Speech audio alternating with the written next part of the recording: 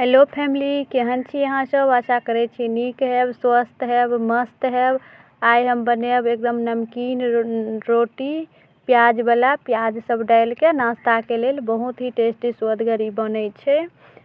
ई आटा में हम प्याज काट के देलहुँ, हरी मिर्च काट के देलहुँ, अदरक कूट के देलहुँ और अजवाइन और मंगरैल स्वाद अनुसार नमक, अजवाइन हुए जमाइन देलहुँ।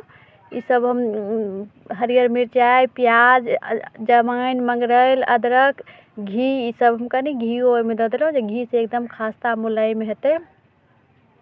एकरा सबके आब हम खूब बढ़िया से हाथ से मल देब। जेना टिकरी सबके लेल मैदा मलै छै लोग, ओना खूब के घी दऽ के खूब के मल देब जे ऐसे एकदम सॉफ्ट, एकदम मुलायम रोटी हैत। जे एहिमे ने सब्जी सबके, भुजिया सबके कुछ के जरूरत नहीं पड़त। ई ओहिना एकदम हल्का हल्दियो पाउडर देलहुँ जे कनी कलर ओइसे एतै।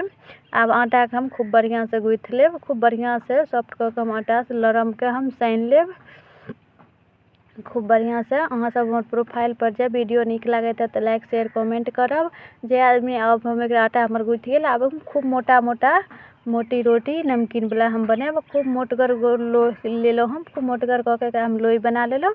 आब एकरा हम बेल लेब चकला बेलना पर। हम खूब एकरा एकदम ई मोटे बेलल जाइ छै, ई पतला नहीं नीक होइ छै। खूब मोटा ई मकई के रोटी सन के खूब मोटगर नमहर नमहर ई बनायल जाइ छै।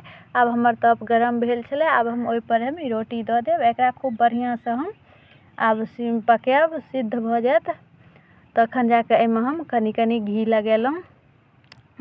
जे आदमी हमर चैनल सब्सक्राइब नहीं केने छी ओ सब्सक्राइब कऽ लेब और वीडियो नीक लागल है तो शेयरो कऽ देबै।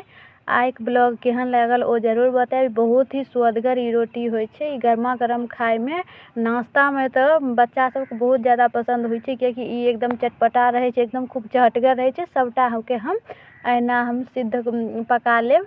आ गर्मा गर्म हम सब आदमी के दैयो देबै नाश्ता के लेल।